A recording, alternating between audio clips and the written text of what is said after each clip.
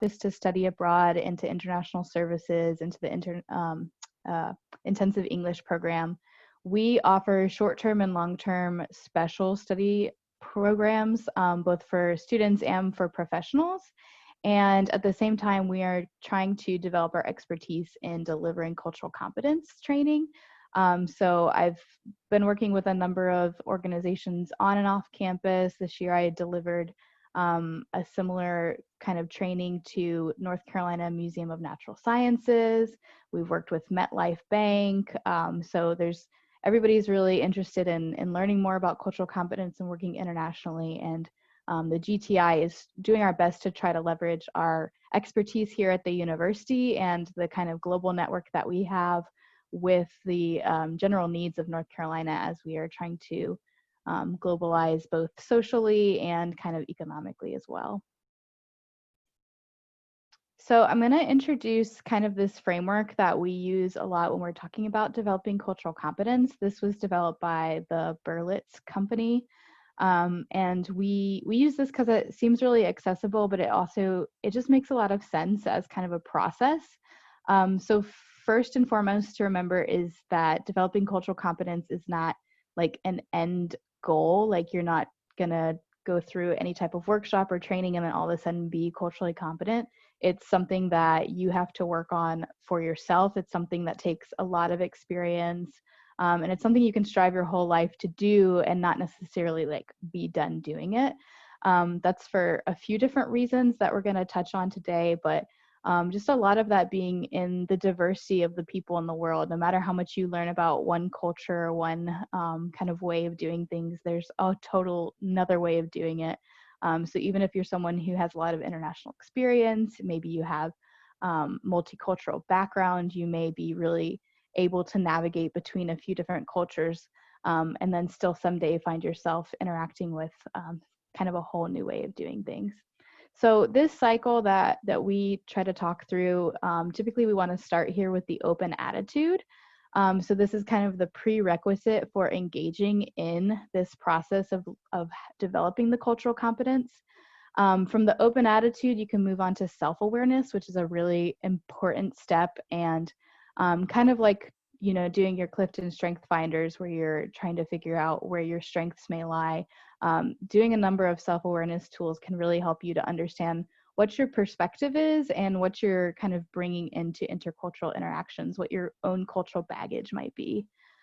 Then we move to other awareness, and this is just starting to like make observations about other ways of doing things. Of course, you've already established your open attitude and your own awareness of yourself. So the other awareness is really kind of collecting data points and starting to make these general observations about what's going on culturally with other groups. Cultural knowledge then is what you do with that other awareness. So taking all those data points and pulling them together to build generalizations about how different cultures are communicating, interacting, leading, how they're, you know, doing like family structures, what their political or other organizations look like. It's taking all of that other awareness and the kind of information that you've gathered and trying to turn it into something useful for some type of intercultural interaction. And then finally is the cultural skills. So this is where you're starting to take the awareness, data points, and knowledge you're developing and turn that into action. So this comes in the form of practice. And as I mentioned before, no matter like how much you practice or how familiar you become with different cultural settings, it's always going to bring you back to this space of an open attitude as you run into something new. And the only way to really deal with it is to come to it with an open mind. So we'll dive into specifically the open attitude and the self-awareness a little bit more today. If you guys are interested in the other parts, I'm going to do my plug at the end again for doing a deeper dive into cultural training. And I think that, again, there's just, this is ongoing forever. I'm, you know, teaching and facilitating these same things, and I continuously am coming back to open attitude and self-awareness and learning more and more about myself and what I bring to cultural settings. So next, just a quick introduction for some common language that we can use today, and hopefully you all can adopt this into some of your EWB practices. So the cultural iceberg is a metaphor that we use for talking about culture. What is seen above the waterline are the behaviors. These are the observable manifestations that we can identify within a culture. So these are things like language, dress, music. These can be even the type of word choice that you're using, anything that you can observe with your eyes, your ears, taste. All of all of these things are the observable behaviors that we see. But what's really challenging and can be complicated about culture is what lies beneath the surface level. So these are the beliefs and assumptions as well as emotions. And then here we also indicate the waterline as being where our expectations are met. One of the biggest challenges in any type of cross-cultural setting is managing expectations. And I think that any of you who have international or intercultural experience, if you can identify a time when you were probably uncomfortable with something, it's because your expectation wasn't necessarily met and you had to adjust that expectation. I'll say for myself, as I prepare to welcome 100 schema students to campus next week, my biggest priority is managing expectations. I am communicating to these students that campus is looking different. I am letting them know that the masks are going to be, really important. I'm like trying to communicate these expectations for them so that when they come, they're not totally shocked, right, by the fact that campus looks different than they might be expecting or have heard from other students. Again, we've got the iceberg here. This one illustrates a little bit better, why we use an iceberg. It's the stuff under the water level is immense, and it's the stuff that, if you run into, you're gonna find your problem. And I've included here the definition that the GTI tends to use in our cultural training, that culture is the complex pattern of ideas, emotions, and observable manifestations that tend to be expected, reinforced, and rewarded by and within a particular group. So the expectations, reinforcements, and rewards is really the way that culture develops. You can't necessarily just have one individual person who has their own culture. It takes interaction between groups of people. It takes, again, those expectations being met. So an example that I like to use for this is thinking about the type of tool that you use for eating food. For me, culturally growing up, that was a fork and knife. And when I found myself in China and noticed that there aren't any forks around anymore, everybody's using chopsticks, I had to adjust my expectations every time I went into a restaurant. And the way that I was reinforcing that is that every time that I'm going, there's no longer a fork available. So it's reinforced that chopsticks is the way to eat my food. And the reward is that I get to eat, right? This is a pretty good reward. You could also say the reward in a lot of cases with culture is kind of the socialization. It's affirming someone else's, nodding with you. Someone else returns your handshake. These are things that feel comfortable, and you're avoiding the awkwardness, which would be so when your behavior is not being rewarded. So next, I want to jump into the levels of culture. This is a really important concept to think about. Oftentimes when we're talking about culture, we think about culture at the national or societal level. So what is US American culture, or maybe what is the culture at NC State, or is kind of within a society.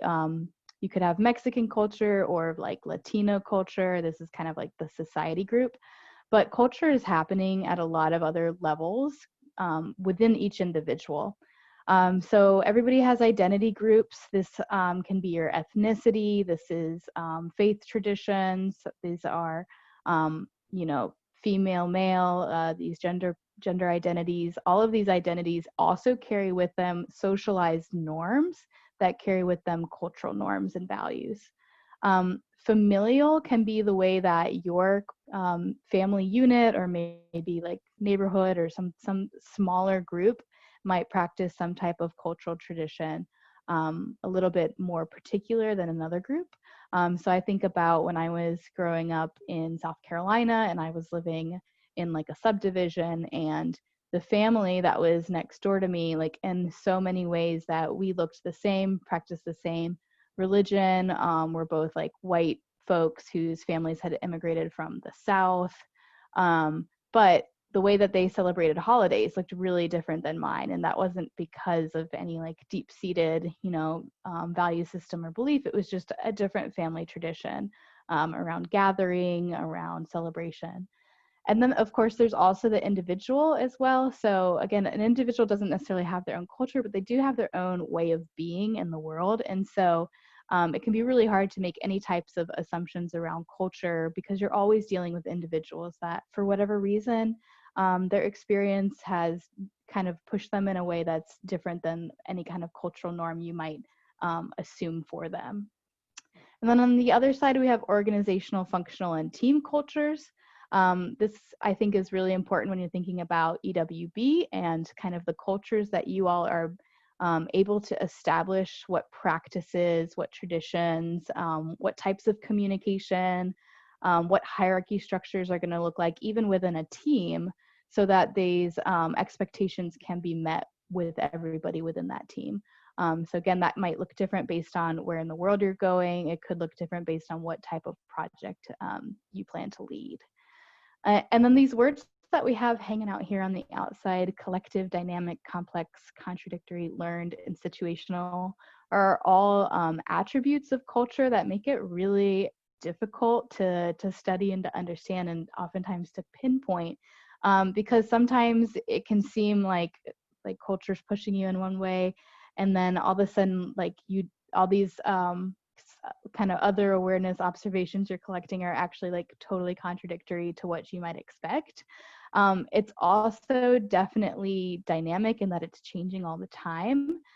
We talked a little bit about the identity groups, but even generations are different identity groups. So when I talk about American culture with my mother, it looks really different than kind of the American culture that I'm seeing today, just based on 36 years of age difference. So that's definitely influencing as the world is becoming more globalized and we're more connected, especially now via Zoom and other computing apps in this time.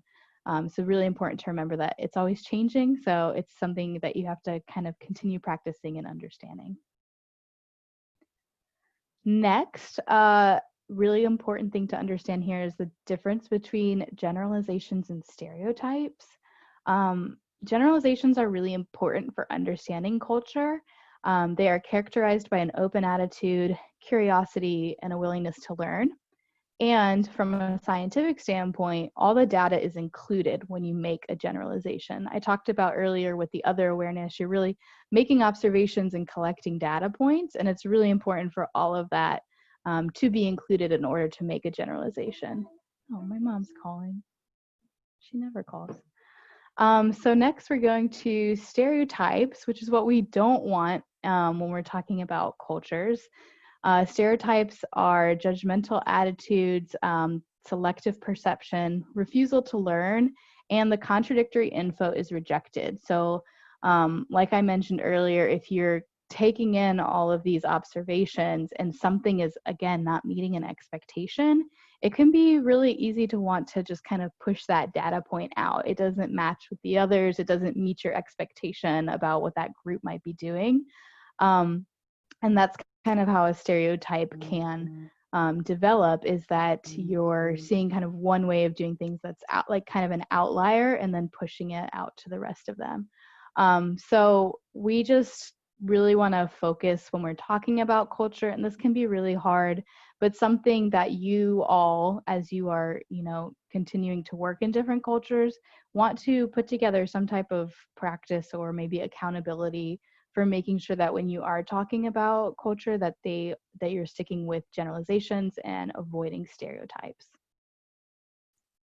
Which takes us to the first step in the 5-step cycle for developing cultural competence. This is an open attitude. So the open attitude, here are just some questions that you can ask yourself, because unfortunately I'm not able to teach an open mind. It's something that you kind of have to develop for yourself and monitor for yourself. So these are some questions you can ask yourself in any situation. Do I challenge my assumptions? Do I make quick judgments? Can I tolerate ambiguity and complexity? Am I exercising patience? And am I pursuing learning? So again, it's coming at it from this point of curiosity and a willingness to learn. And oftentimes, I mean, I think I would venture to say almost everybody is guilty at some point in their experience of having judgmental thoughts and not being open to ambiguity and complexity, making assumptions. And that is a very natural thing, but it's something that you need to be checking yourself on, especially when you're going into new environments. Okay, so maybe I can do a breakout room at this point. I'm going to ask everybody to think to yourself, what is an example of a time when you experienced somebody was not practicing an open attitude? So again, this is characterized by maybe judgments, assumptions, not exercising patience or pursuing learning. Think of a time, maybe it was directed towards you, or maybe it's something that you just totally observed, where somebody was clearly not practicing an open attitude. And in a breakout room with just a couple other people, I will ask you all to just share what that looked like and maybe how you could challenge that person to bring a more open attitude to that interaction. I am not actually seeing breakout rooms. Do you have the breakout rooms? Yeah, I can do it. Okay. Sorry. Yeah, maybe just like 3 people per room and Okay. like 3 minutes. Yes. Sorry to like throw that on you. No We're worries. challenging your Zoom abilities here. Okay. I'm going to do that. All right, everyone should have a breakout room. I'm gonna join one. Do you want me to stop the recording now? Or pause it? Yeah, pause it. That's helpful. Thanks. Don't come into it with an open attitude, but rather with this mindset of like trying to prove a point very early on. Yes, thank you. Is it Jenny? Yeah, thank you so much for sharing that. I think that's something definitely we experience a lot. Unfortunately, in our learning communities and environments is when there is an opportunity for actually exchanging and learning from one another, we're not very well practiced in it. So we can often see kind of judgmental attitudes, not an interest in actually learning from other people. And your point of just kind of listening to respond rather than listening to actually understand. Excellent. Thank you for sharing that. Are you all still seeing my slide here? Okay. Yes. Thank you for the nonverbals. Okay, so I'm going to move us on then. And thanks all for participating in that impromptu breakout space. I just kind of sometimes feel like I'm talking at a screen and want to make sure everybody's engaged. So I appreciate that. Okay, so the next thing I'm going to do, again, to try to keep folks engaged, is a quick self-awareness exercise. And also going back to open attitude, I do just want to remind everybody that it is a cycle. So once you kind of get through everything and you're starting to actually practice your skills, you are also opening your mind to more possibilities and more ways of thinking. I think as Jenny pointed out, if you are actually learning, you are opening your mind further. So this isn't necessarily just the prerequisite. This is also kind of a goal and an ongoing outcome while you're developing cultural competence. So the next thing that I'm going to do is a self-awareness exercise where we're going to try to prompt a little bit more discussion from everyone. So essentially, I'm going to be giving you 2 options, and I'll ask folks to use that, the check mark and the X as your nonverbal cues again. So let me open my participants tab so I can see. Excellent. Okay, so I'm just going to go through these few scenarios, and I want you to essentially choose which option is going to be your natural preference. In a lot of cases, you could maybe see both of them as really viable options, but I want to know what your preference is. So if your preference is listed as option A, I'll ask you to put a little green check next to your name. And if your preference is actually for preference B, then I'll have you put the little red X. Okay, so I'm going to clear that and I'm going to move into my first example, which is a scenario. So do you prefer to A, study alone in your room, or B, in a common space with others?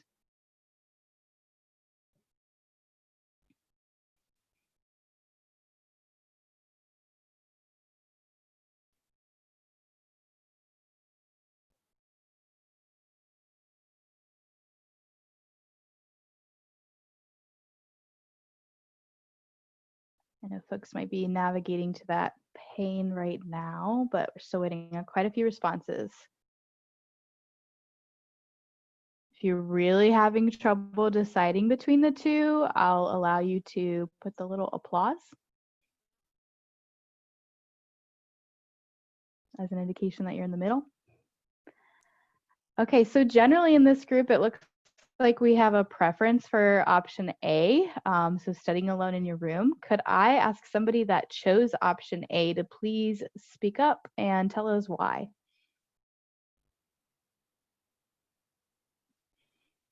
Oh, I'll speak up because I can't hear it if anyone else is. So I'm Alexis, and I like option A better, studying alone, because I tend to get really distracted when I'm with a group of people. And I enjoy myself a lot, I have a lot of fun, but I'm not doing the key goal, which is studying. So when I just want to get studying done, I prefer option A because I'll actually get stuff done. Great, thank you. And someone who chose option B, if you could speak up, tell us why.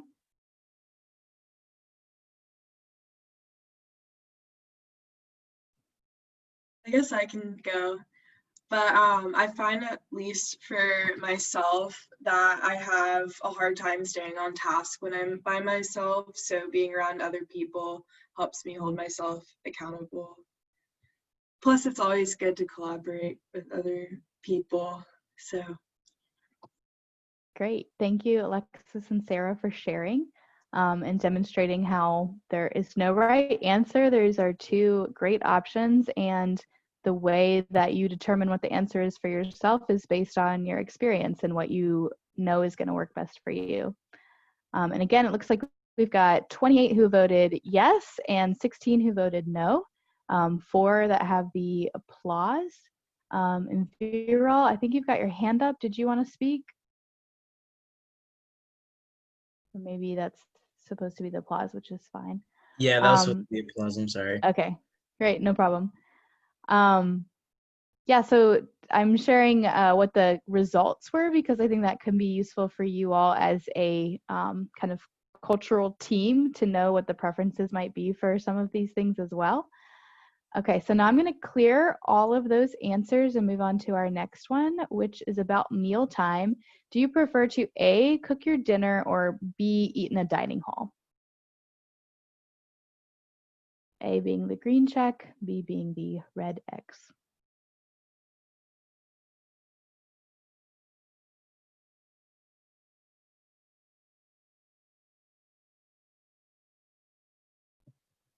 Much quicker responses this time. Okay, so somebody who has chosen option A, could you please share with us why?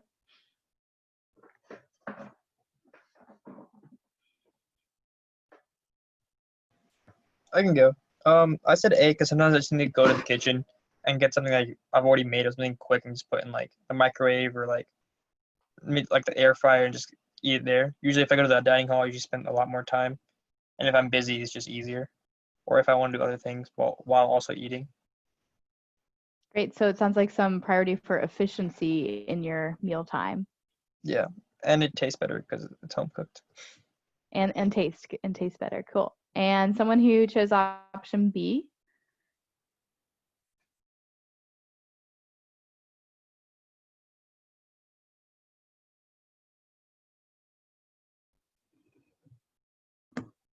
I can go.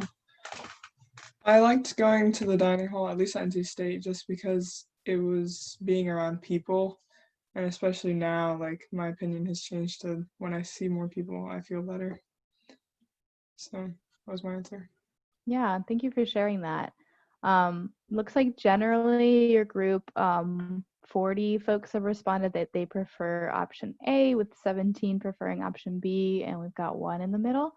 And I really appreciate both Neil and Marina for speaking up and helping us to understand maybe what some of the other values are that are related with that food time, you know, socializing with other folks, or maybe just making sure that you are having a more delicious or nutritious meal.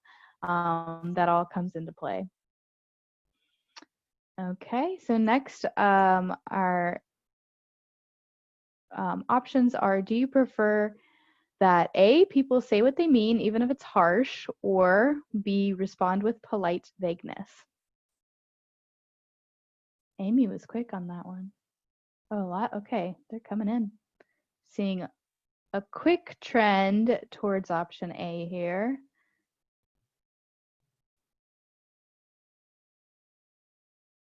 Okay, anybody who responded with option A, care to share why?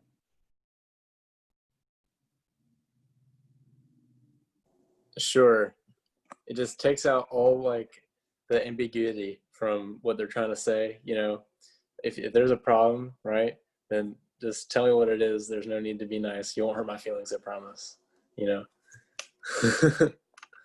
Yeah, so prioritizing kind of like getting the message, not worrying about maybe feelings or, you know, the kind of extra stuff that might be shared in a message. Okay. Anyone who chose option B, care to share why? I'm pretty sure I'm the only one, so I'll answer this one.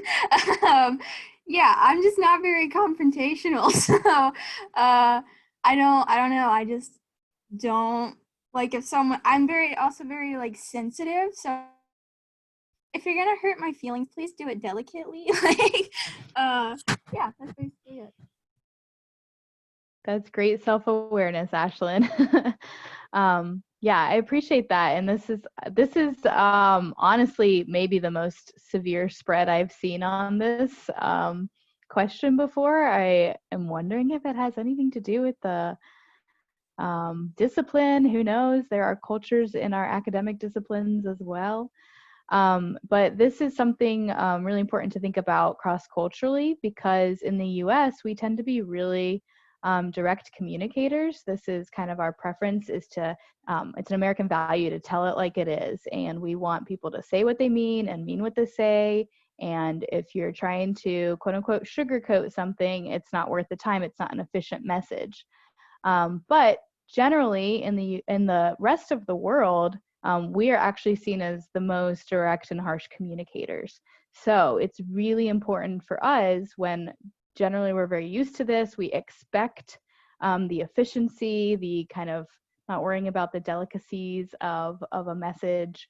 The rest of the world is expecting these messages to come a little bit more delicately. They are looking for more of kind of like reading between the lines. There, in some cultures, there's a value of kind of maintaining harmony within a group, and having direct communication can be seen as a really blunt way to break that harmony. This can also come into play with hierarchy. If you are worried about kind of pleasing a boss, or you might want to make a boss look really good, these types of direct messages can sometimes be problematic for that as well. So something really important for you as a group to think about, with so many of you falling on that typical American preference of being direct, that might be something to consider when you're preparing for international experiences. And there's no right or wrong way, right? We're all acculturated to wanting to have these direct messages, so it makes perfect sense. But Ashlyn, you're not wrong. Okay, so next, this one I like as well. So this is a scenario: if you're in a class and the professor is still lecturing 2 minutes after class has technically ended, do you A, pack up and leave immediately, or B, sit patiently and wait to be dismissed?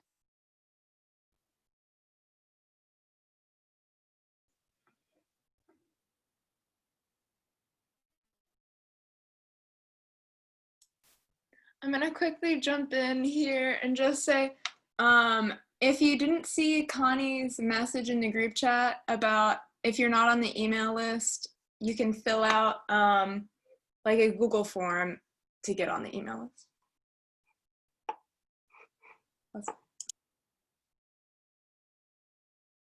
All right, so, and now that I'm looking at the chat too, I see someone has asked, do we like this professor? This is something we call situational, is one of those words that was outside of the bubble and the levels of culture. Culture is situational, so yes, depending on maybe how important the class is to you, how well you're doing in the class, if it's an interesting class, if you like the professor, that can absolutely change your preference. But generally, just want to hear what your general preference would be. And it sounds like most people are sitting tight after 2 minutes. We got 48-7 on this one. So then my next question, and maybe you all can put this in the chat, is how long is too long to sit and wait generally for a class that you're, somewhat interested in and you think that there's going to be important stuff left at the end? How long is enough? Seeing 10, 3 minutes, 5 to 10, 10, 10. Anybody waiting 20 minutes? 5 to 7, 6 minutes, 32 seconds, naturally. Got your alarm set. Ooh, Sarah, I love that. 5 minutes before I start getting antsy. That is like that anxiety you start feeling, especially if you feel you have somewhere else you need to be. That's a major factor in that. I appreciate that. So included this scenario to think about kind of our sense of time. In the US, we tend to be very time sensitive. We have a linear view of the way that the world works, and an agenda is meant to be kept to the minute. I see that my time here is ticking away. Is it correct that we're finished at 7? Yes, that's when they normally Okay, end. cool. Yeah, that's fine. I can get us out of here in time. Because I too have this cultural value to be very punctual. My partner would tell you all I'm very, very punctual. So yeah, just thinking about, especially for EWB and a lot of the locations you all will be working in, that's not necessarily the case. And sometimes when our preference is to be very punctual, it takes that feeling of anxiety or antsiness. You have to kind of quelch that a little bit. Maybe to stay at task. And the other factor at play in this particular scenario, of course, is that you're in a class. So there is kind of a level of hierarchy. There is some respect for the professor that you want to keep. You don't want to be that first person who's packing up your bag and walking out the door. And probably this also, again, levels of culture has to do with you all being some of the best students at this university, right? You're not the ones who are planning to just kind of leave the second that the clock says that you should. But just something to think about there.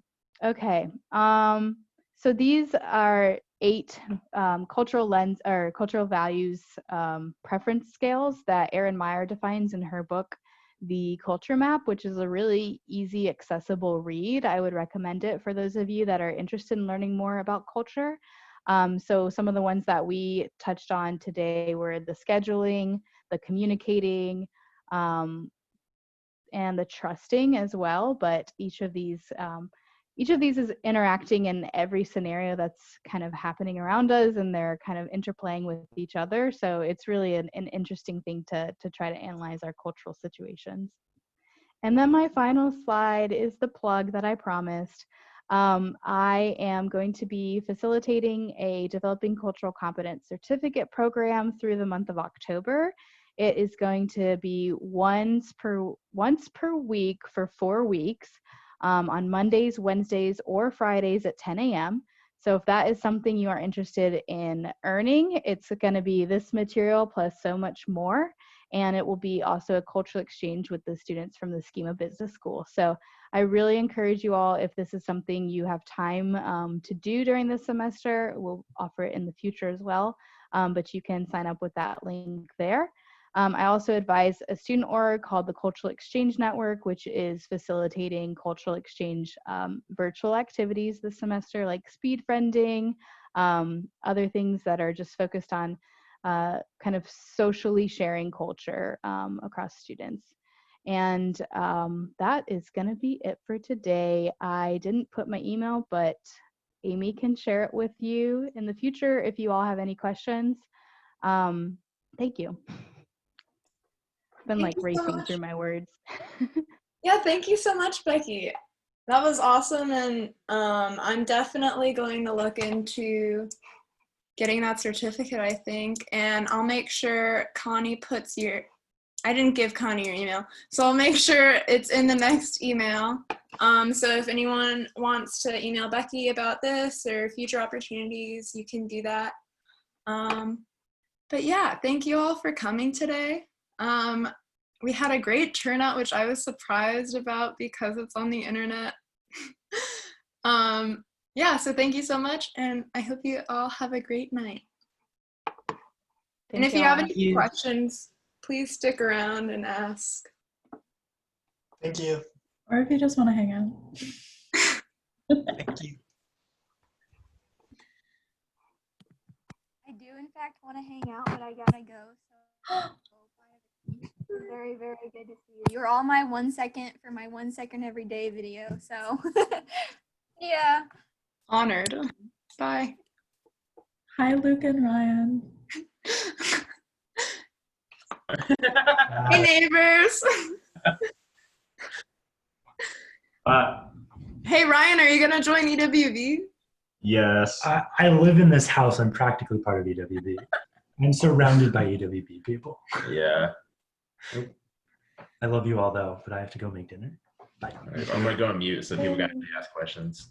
Yeah, does anyone have any questions, or are you just hanging out? Nah, I just got distracted. Bye. So yeah.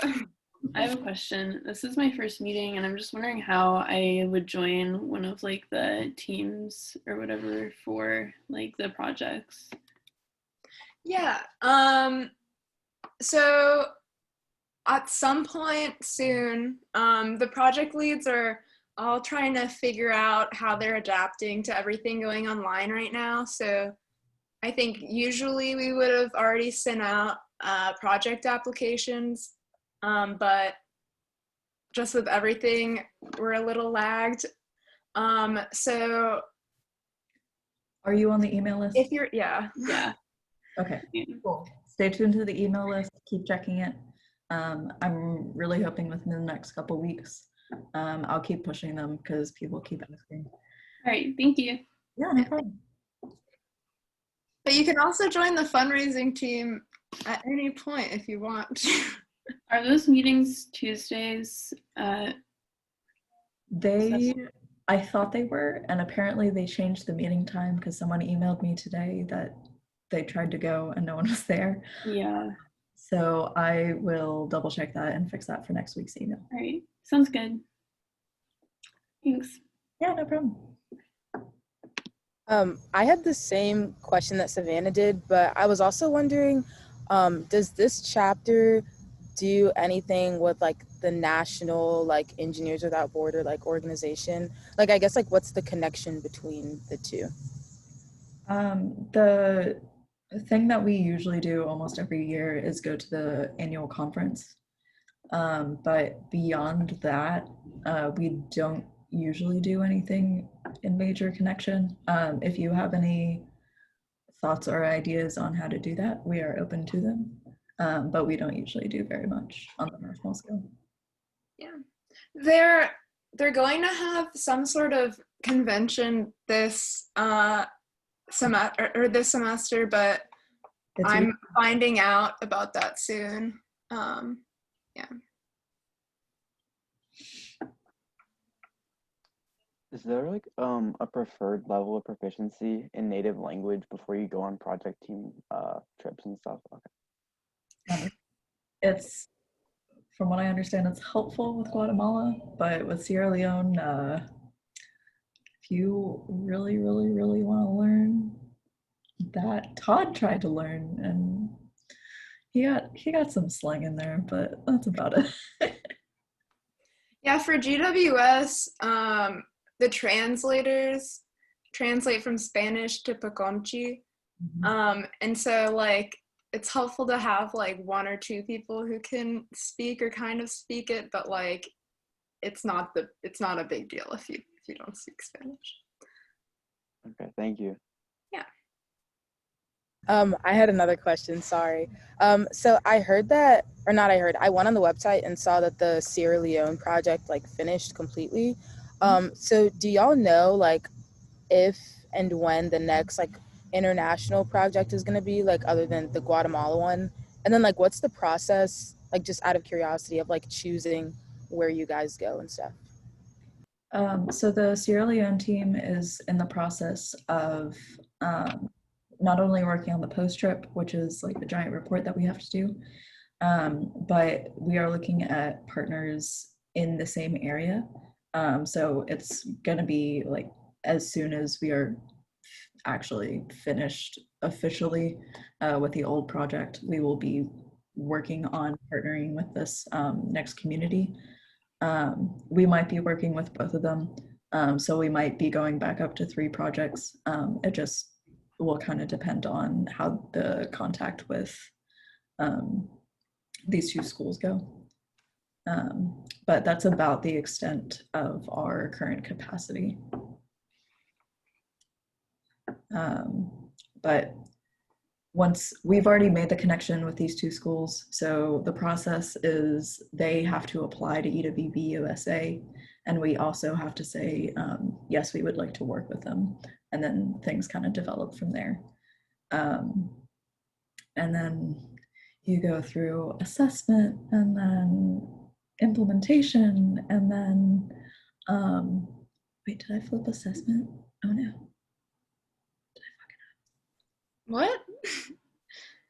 No, you do assessment, implementation, then monitoring. Fine. Yeah. So all of our projects have to last at least 5 years because we follow, since they're like through EWB International, that's their like guidelines, and that's why we follow that process for the international projects. Did that answer your question? Yeah, that makes sense. Thank you. I just had one more question. Can you be a part of like multiple, I guess like groups? Like, can you be like, or not like multiple teams, but like fundraising and like a project team, for instance? Absolutely. Okay. Yeah, I would not recommend doing multiple like project teams, but definitely welcome to do fundraising and a project team. Yeah, you can't really do 2 international project teams. They're a big time commitment. Jeremy?